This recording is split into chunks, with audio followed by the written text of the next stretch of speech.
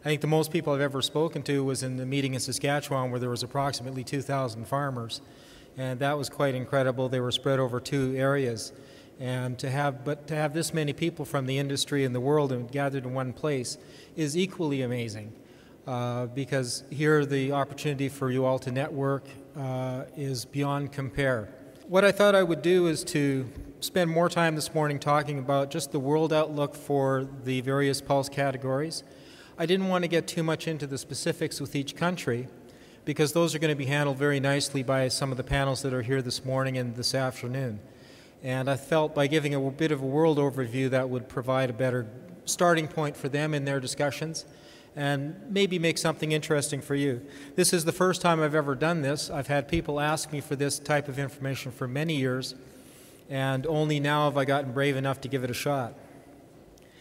Just to set the tone for it all, I think that probably the best way to summarize the events of the last probably 18 months is that there have been nothing but problems.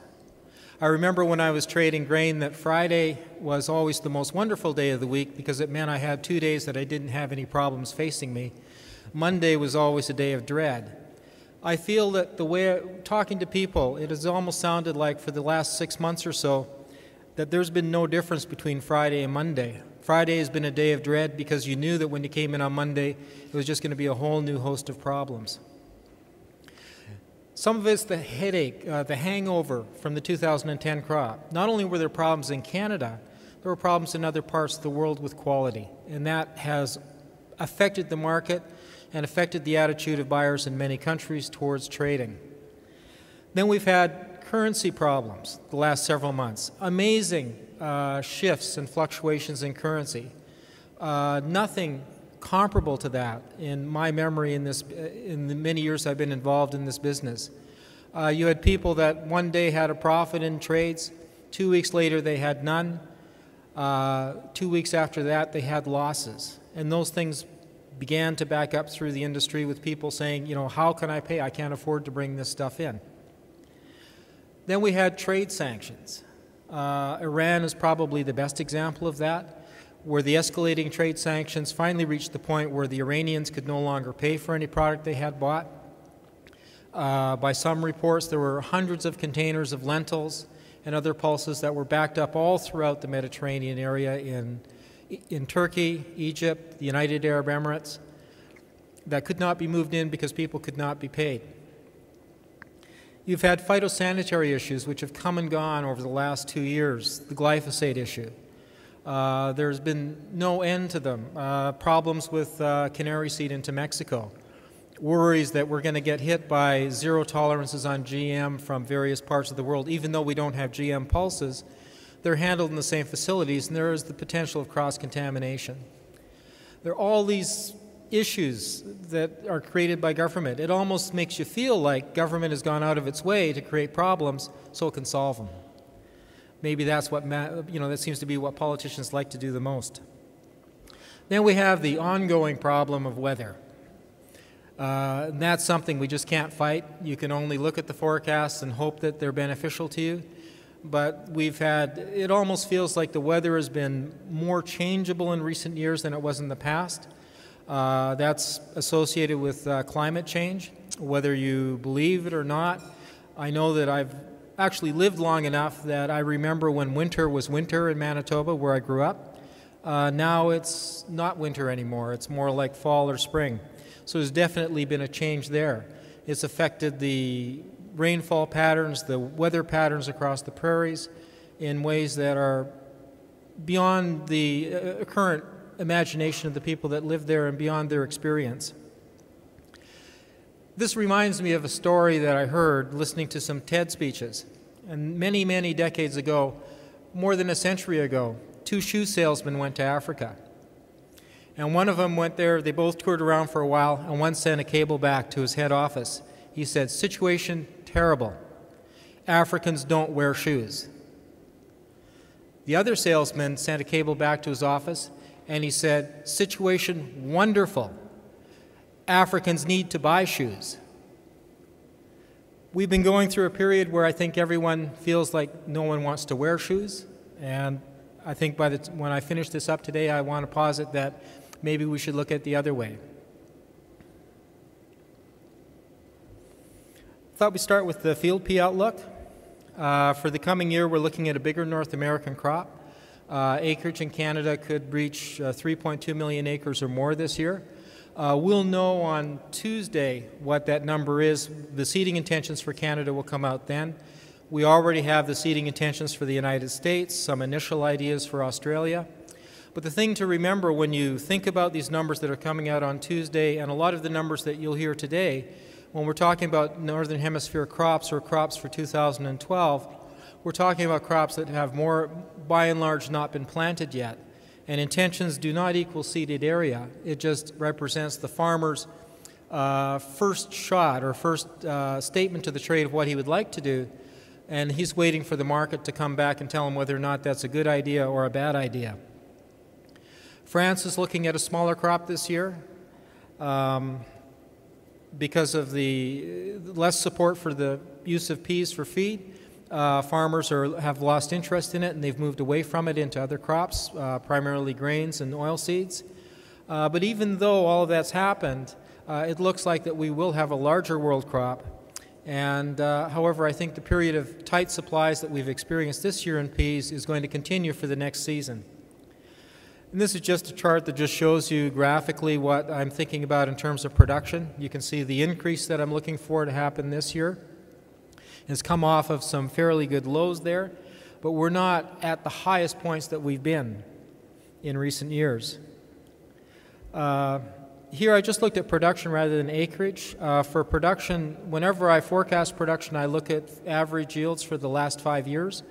I try not to think in terms of whether or not the weather would say production will be higher than that or lower until we get farther into it. I know in Canada you can be probably 4 weeks ago in Canada or 5 weeks ago in Canada, the talk was increased talk of drought and that would affect everything this year. Then we got a blizzard that swept across, and all of a sudden we got beneficial moisture from the snow. And the situation has changed where Saskatchewan agriculture says there's adequate moisture in almost everywhere in Saskatchewan, a few pockets of excess moisture, and a few pockets of inadequate moisture. World production here, as you can see, I'm looking at it approaching 9.5 million metric tons. That's up 1 million tons from last year, but it's still slightly below the recent 5-year average. If you were to look at this on a supply-demand basis, you can see clearly that while ending stocks or residual supplies of peas will likely go up around the world, it still remains at a very low level, and it remains at a level that I think everybody who's involved in the trade would consider to be sold out. When I'm trying to do this, I think when you look at stocks reports or ending stocks estimates, that you need to bear a few things in mind about it. One is that it's very hard to know what actual stocks are in every country in the world, and I'm trying to do something like that here. I know what I think will happen in the major suppliers, Canada, the United States, Australia, and those numbers become a little bit firmer in my mind to put in there, and I've tried to make some estimates of what I thought would happen in the rest of the world. The other part of stocks that you always have to remember too is that the whole food pipeline is very long, and there could be several months of supply always in the whole pipeline, in warehouses, in canned goods, in packaged goods, split or processed peas being in various locations that are beyond the normal marketing chain or beyond the part of the chain that we're specifically interested in. And so the world stock situation would always be more ample than what I would be showing here and what we would think of as traders. If we look at the price performance of peas, we can see that they have risen over the past year. Yellow peas out of Canada have been one of the best priced ones in the whole complex. I didn't put in green pea prices for Canada because it's a very small crop, but those prices have also been exceptionally strong, and they've been rising recently. Peas for France and Australian dun peas have been down below Canadian peas, but they've all been following this, staying within relative distance of each other, and certainly have come off the lows that we saw a couple of years ago. And that's a fairly positive thing for people who are selling peas, And I think going forward, if I looked at the next year, I think that pea prices on average could be lower than they are this year, but I don't think that there's going to be that much of a decline. And if you look at if the production ends up the way I think, and residual supplies end up the way I think, you can see that we're going to stay in a tight supply situation, and that's going to make it very hard for prices to move. For lentils, on a worldwide basis, roughly 2/3 of the crop is going to be red lentils and 1/3 is going to be green lentils. In Canada, there's been a huge shift. A couple of years ago, we were looking at red lentil production, approaching 60% of total crop in Canada. This year, we're probably looking at red lentil production dropping down to around 45% of all the lentils that will be grown, and that's just a simple reflection of the relative economic performance of reds versus greens in Canada. With the outlook that I'm looking at in Canada, we're looking at green lentil acreage to go up, to go down less than red lentil acreage will go down. So the production will be relatively larger, or a higher percentage of the crop will be green. We have still large ending stocks available in Canada, and I think that that will end up expressing itself as lower average green prices in the coming year. But with red lentil production going down, I see the potential for higher average red lentil prices in the coming season than was the case this year. Over the coming year, I think we'll continue to work down the surpluses that we've had. And this is what I'm looking at for production. You can see we spiked up quite dramatically to a world record level a couple of years ago, and production has been falling off. It dropped last year, and it's dropping further this year. The problem with the 2010 crop, which was the big spike, is that the quality was terrible. And that's an issue that has overhung markets for much of the last 18 months.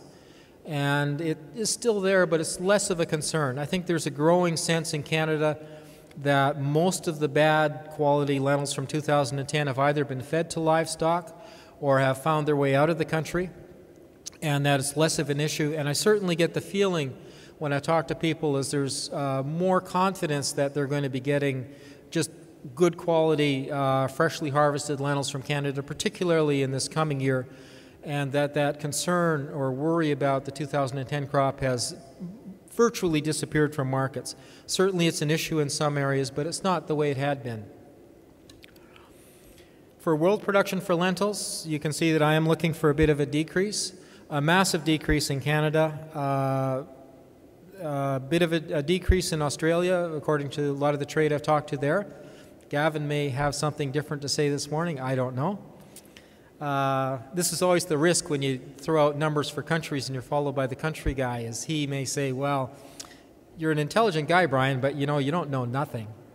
And I like to think I know something sometimes. In the United States, we're looking at an acreage increase actually in the United States and the potential for a production increase. And the reason the U.S. is going a slightly different direction is that last year so much land couldn't be planted because of flooding in North Dakota and Montana, and I think that there was that pent-up desire there to grow lentils and peas, and those farmers stuck with it this year, those intentions from a year ago. But if you look at it in terms of where they had been, or even where they intended to be last year, production of lentils in the United States will be down from what farmers had wanted to do last year, and production of peas in the United States as well. So you have to look at the potential for increase in the U.S. in a bit of context like that. When I look at the supply-demand situation for the world, we've come off of a huge surplus. We're going to finish this year with a huge surplus. We had a huge one last year. By the end of the coming season, I think that'll get worked down to much more reasonable levels. And interestingly, if you look at it, we're starting to get close to where we have been in the previous 5 years on average, but the previous 5-year average includes some unusually high ending stock levels, and so that number is higher than it would probably feel as being more normal. And I think that we would really hope as an industry that within another year or so we could see the stocks-to-use ratio for lentils drop back under 10%, so that even though there are countries that may have surpluses in the export side, is that the world supply situation feels more used up and a lot closer relationship between what is needed and what is there, what is available. If you look at the prices, you can see that they have been trending down on greens in recent weeks. Red lentils, by contrast, have started to go up, and that's the effect that I was talking about. We've worked through a lot of the red lentil supply, and that's starting to express itself in firmer prices. I think, too, that the market realization that acreage in red lentils will be down next year, but that demand will be as good as it was, probably better, possibly better, is starting to express itself in grower bids and in spot markets, and that may help keep farmer interest. When I talk to farmers, one of the things that I was told was that they look at the spot market for guidance on pulses. So we could talk all we want about what we think something will be worth next fall. Farmers are looking at what it's worth right now to guide their seeding decisions. Whether that is wise or not is another question. But that's what drives them. So when you have a market, you have a commodity going down in value, it tends to push acres out. When it's going up, it may start to pull them in. For dry edible beans in the world, North America is planting more, but other parts of the world are having problems. South America is having weather problems. There were issues with Brazil's crops. Argentina was hoping to expand area a lot this year. They haven't been quite as successful as they'd hoped to be, and they're increasingly concerned about the kind of crop they will have. Some of it was seeded beyond the best, I guess, beyond the best before date for seeding bean crop in Argentina. So they think the risk of frost to that part of the crop is higher than normal, and they fear that there could be quality issues later on in the year. That's expressed itself as a sudden increase in new crop asking prices for Argentina, and that seems to be adding some firmness to the dry bean complex. I know that the feeling that I get from people there is that the market is just flat out bullish for beans, and it suggests that there may be little prospect for markets to change on a worldwide basis very much in the coming year than was the case this past year. North American markets in isolation, though, have been at a huge premium to the world, and those will probably come down to levels that are more competitive with their production going up. But that doesn't mean that world prices will be pushed down. Production, again, I'm looking for an overall increase in the world. China may not go up very much, and China may actually decrease production a little bit. Myanmar looks like it wants to go up. North American production being up, and Brazil is just there as a consumer consumer that just wanted to show what they look like. If you look at production around the world, China is one of the largest areas, possibly growing 1.5 million tons this coming year, which would be up a little bit. We'll have to wait and see on that because their crops have not been planted. Argentina perhaps up a little bit. North America up a lot, and world supply being up a fair bit from last year. On a supply-demand basis, however, we're under 10% stocks-to-use ratio, which is bang on the long-term average for the crop. So, there's no feeling of surplus there, and it's that kind of thing that will contribute to firmness in the markets going forward. The prices, this is what they look like. You can see the spike in Argentina lubia beans in recent weeks, and that's in response to their worries about the crop. I do U.S. average price. For several years, I've actually been calculating a price index for U.S. edible beans, and I do one for Canadian special crops as well. And that's where the average price for U.S. beans derives from that effort at calculation. And you can see that it's kind of been coming up this past year in response to the North American situation. For chickpeas, overall, I think there will be more chickpeas produced this year than was the case last year. I think that there will still be strategic shortages of chickpeas. A very good example of that is the Indian crop. It started out several months ago. People were talking Some people were talking about a 600,000 ton potential for Kabuli chickpeas in India. Now people talk about 300,000 tons sometimes. And I have friends in India who say, don't worry, there's lots there. I have other people that I know in India who say, do worry, there's not much there. What we do know is India has been buying Kabuli chickpeas, which is a fairly good indication that there is a real problem there that they're responding to. For the production, overall, I'm looking at an increase in production. Desi being up perhaps a little bit, and Kabuli up around the world as well. I have actually been talking to people when I was getting ready. They said Turkish production will probably be up this year. I'm waiting to be contradicted this morning. We'll see. If it is, they grow a lot of the smaller caliber stuff, which will be good for going to India and places like that. Whether or not it means a lot of difference to the world price of Kabuli-type chickpeas remains to be seen.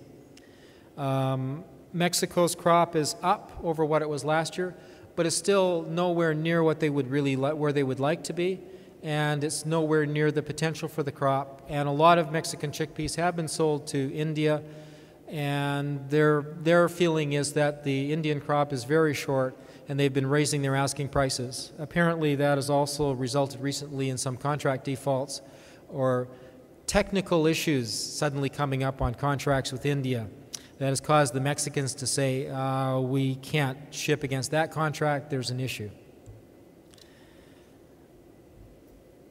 If we look at the world Kabuli supply-demand, again, we're looking at ending stocks or residual supplies being very tight. The trade potential, I think there's a potential for world trade to go up in the Kabuli types, but an inferred use would go up a little bit. But I think that there's a pent-up desire to consume product there and probably to restock the food supply pipeline. And that's an effect you can see sometimes. I know in some countries I've looked at, you can have a situation where you can have short crops, and I found myself saying it takes 2 or 3 short crops in a row to really express itself in the market as a change in fundamental demand. And you can see it. You can also see after a period of short crops that demand can spike up because the food pipeline has to resupply itself. And I think a bit of this effect could take place in Kabuli chickpeas. And this is what the prices have looked like. Mexico, as it was coming into new crop, started lowering their prices quite dramatically from where they had been. And recently they've started to increase them again. Canadian Kabuli chickpeas started to move down. U.S. Kabulis moved down in sympathy with what was going on in Mexico, and again, more recently, they've all been lifting their asking prices. And Desi chickpeas in Australia, which is a separate, I guess from a world perspective, it's not a niche market, but it's more focused on the Indian subcontinent, and their prices have been advancing, and that reflects the feeling that there are definite problems with the rabi season crop in India, and that demand will be larger than what anyone had been thinking. The last area I wanted to talk about was prices. I think, if I were to look forward, I think that the era of cheap prices for pulses is gone. I talked to a fellow who was looking at markets like corn, and he said $2 corn, $2.50 a bushel corn is never going to happen again. Just forget it. And if that doesn't happen, then there's no way we can have $180 food-grade peas on a consistent basis. We're not going to have $400 lentil markets on a consistent basis because all of the food items will be up. And there's this cross-commodity competition that happens at 2 levels. One is we compete for land use. If the returns from pulses are too low, farmers will stop growing them. And that means that we have to get the return to the farmer has to be competitive with what he can get from wheat, from corn, from soybeans, from cotton, from canola, depending where in the world he's growing them and what other cropping options he has in that part of the world. And those are what we're competing with for the attention of the farmer. We have the other level of competition, which is at the consumer level. If our prices get too high, food demand will migrate out of pulses into other food products.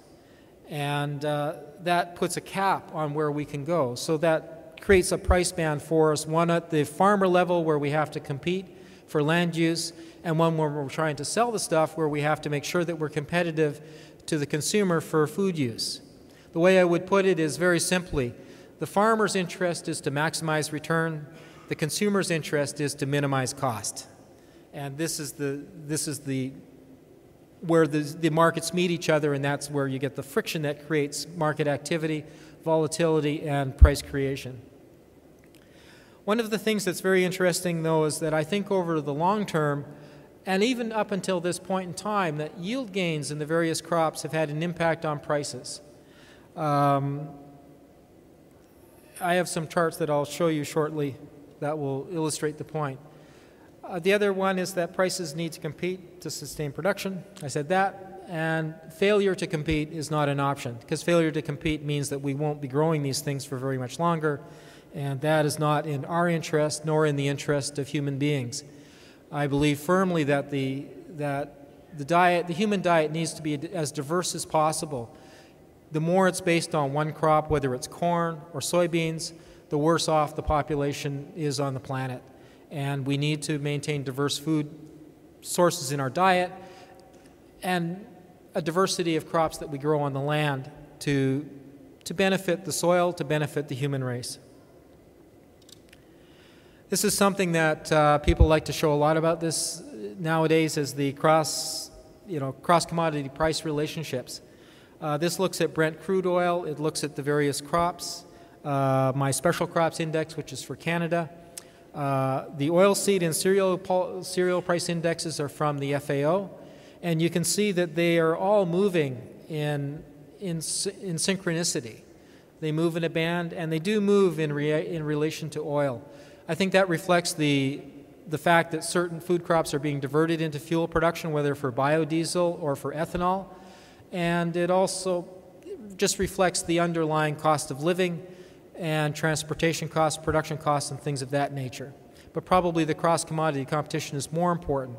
The other part that makes that important, too, is that when funds look at commodities, they look at all commodities as one basket, whether it's oil or corn or wheat, and they will pursue commodities, they'll go into them uniformly, they'll go out of them uniformly.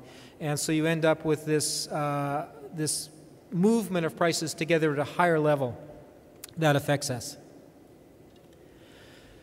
When I was talking about the yield gains having an impact on price, this is a very interesting thing. What I've done here is I've tried to look at 5-year average yields. I picked a base of 1988 to 1992, and I said that's the starting point for yields. I'm using mainly FAO data, and I use other data that I've been able to try to put together. And the problem is that if corn yields are rising an average of 1% a year, and pea yields are averaging 1% of yield gains, which actually they're not, corn starts from a higher base. And so the yield improvement there will be greater and greater. And this has implications for price, because it goes to what the farmer's looking at. He's looking at the income he can generate on a hectare of land from all the crop options. If your yields are low relative to what he gets for other crops, then the price has to be higher. And that means that prices for pulses probably have to rise higher going forward than other crops have to on a relative basis.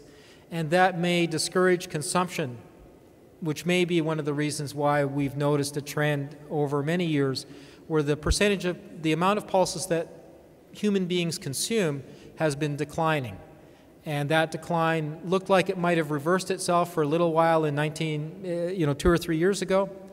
It looks like it's back, and that we're starting to head down again. And I think that this sort of thing reflects that. I'm almost out of time. Everything here is up at the website shortly, and I should make it available at mine if I was smart. I guess I wanted to just end this with all of these negatives and everything like that to say, but if you look at it, there is nothing but opportunity facing us. If we understand where we want to be and we understand the issues facing us, we can attack them and we can solve them.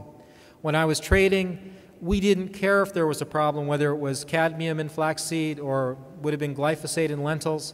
We would find a way to satisfy the needs of the market and get the market what it wanted. That's the challenge facing this industry, is to find out what the market needs and to deliver it.